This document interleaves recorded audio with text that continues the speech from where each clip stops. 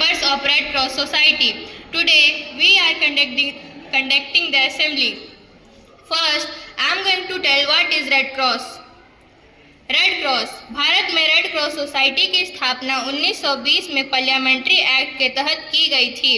शुरुआत में इस संस्था का नाम International Committee for Relief to the Wounded रखा गया था। सफ़ेद पट्टी पर लाल रंग क्रॉस का चिन्ह इस संस्था का निशान है। रेड क्रॉस के संस्थापक हेनरी ड्यूनेंट ने 9 फरवरी 1863 को स्विट्ज़रलैंड के जेनेवा में की थी।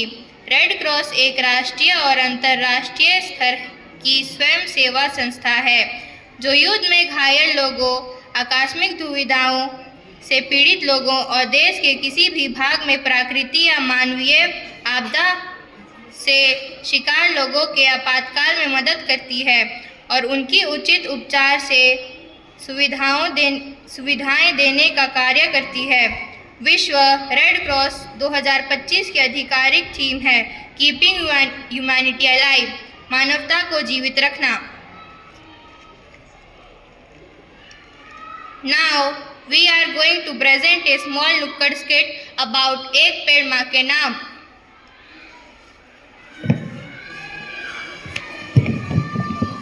सुनो जी सुनो जी सुनो जी सुनो जी, कथा है हमारी कथा है पुरानी जो सबको पता है, फिर भी सुनो सुनो सुनो सुनो सुनो सुनो जी सुनो जी सुनो जी, कथा है हमारी कथा है पुरानी जो सबको पता है, फिर भी सुनो सुनो सुनो सुनो।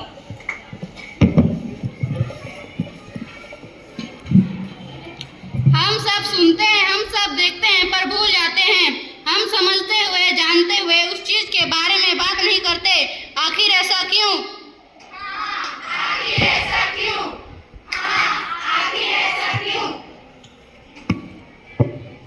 तू देख दीवाने आए हैं, तू देख दीवाने आए।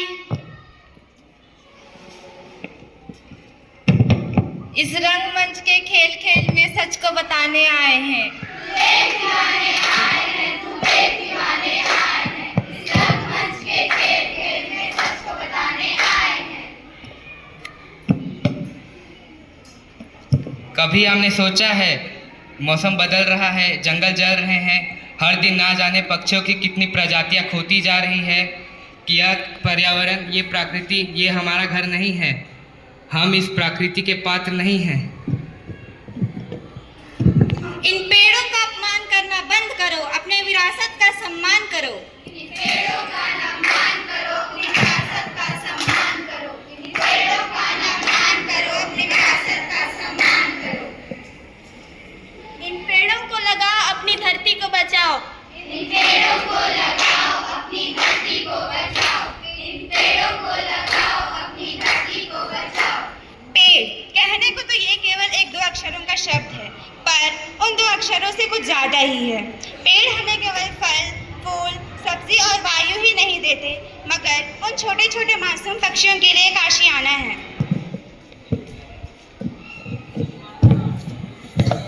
चलो हम सब छुपन छुपाई खेलते हैं। लेकिन हम सब छुपेंगे कहाँ? यहाँ पर तो छुपने की जगह ही नहीं है। चलो हम सब इन पेड़ों के पीछे छुप जाते हैं। मैं छुपता हूँ, तुम मुझे पकड़ो। ठीक है।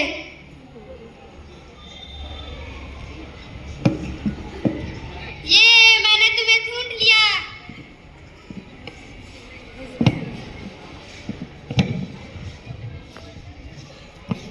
चलो क्रिकेट खेलने जाते हैं। हाँ चलो क्रिकेट खेलते हैं। पर यहाँ विकेट कहाँ है? वो देखो पास में ही पेड़ है, मैं उस पेड़ से विकेट बना दूंगा।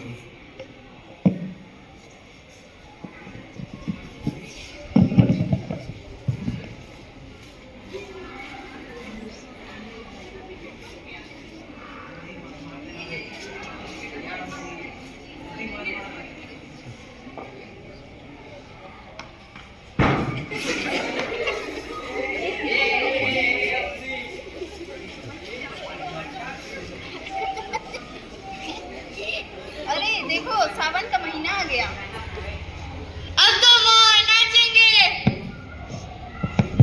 मिट्टी की भींगी भींगी खुशबू होगी। अरे लेकिन तुम लोग तो एक बात भूल ही गए। क्या? अब हर जगह हर पेड़ पर झूले लगेंगे। झूले लगेंगे।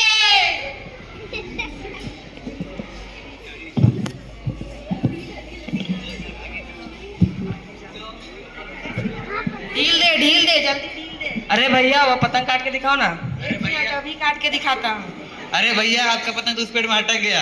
अरे पेड़ पर हटक गया तो हटक गया, उसमें मैं क्या करूँ।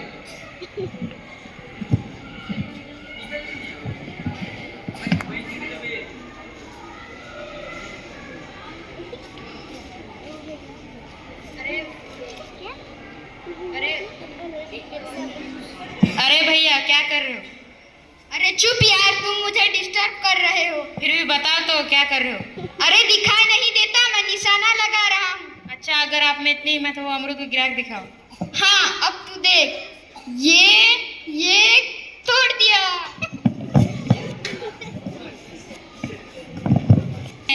याद आ रहे हैं वो बचपन के दिन जब जेब में पैसे ना होते थे, तब पेड़ को विकेट बनाकर खेला करते थे।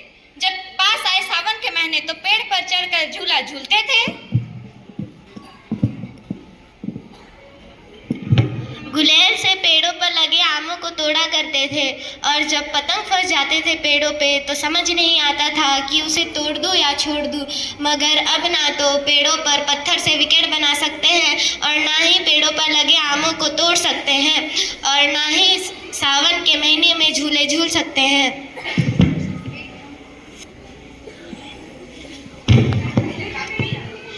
पेड़ों पर लटक लटक कर झूले झूले जा सकते हैं। आखिर ऐसा क्यों?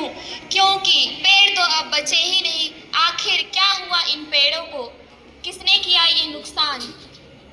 देख रहे हैं इन इंसान ने क्या कर दिया। आप सब देख सकते हैं इस नाटक में।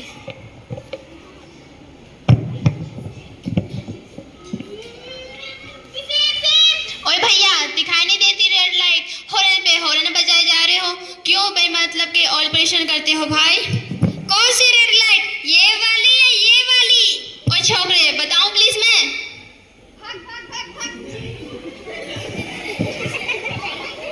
ओए कहाँ जा रही है तू? मैं ना पार्लर जा रही हूँ। मुझे भी छोड़ दे।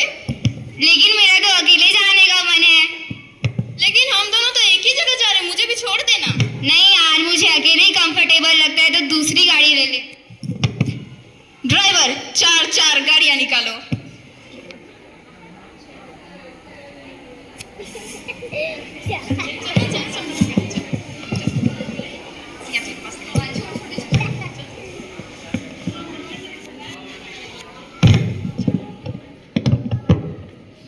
आज के आम आदमियों की जिंदगी शायद सबसे बड़ी समस्या है। जब से प्रदूषण का स्तर बढ़ा है वैसे वैसे ये दिक्कतें भी बढ़ी हैं।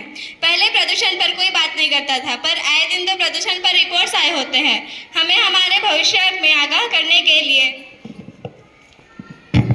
प्रदूषण अब हर जगह है। कारण है संसाधनों का अंधाधुंध दुरुपयोग। हम चाहते हैं कि प्रकृति वापस से संसाधन बना दे ताकि हम फिर से उनका दुरुपयोग करें, परंतु ये सोचते ही नहीं कि संसाधन सीमित हैं, असीमित नहीं।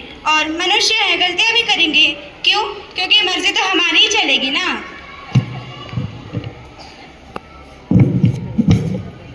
याद रखिए आपके छोटे छोटे कदम भी बड़े बदलाव की उम्मीद रखते हैं, इसलिए एक पेड़ माँ के नाम जरूर लगाएं।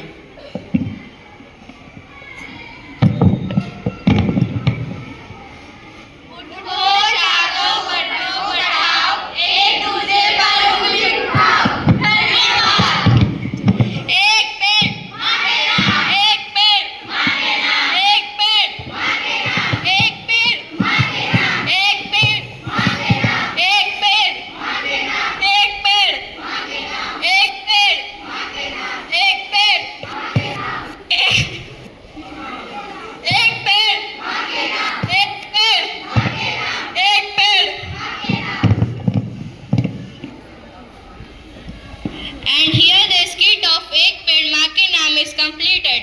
And thank you, Father, to giving us this golden opportunity to conduct the assembly. Thank you. Ek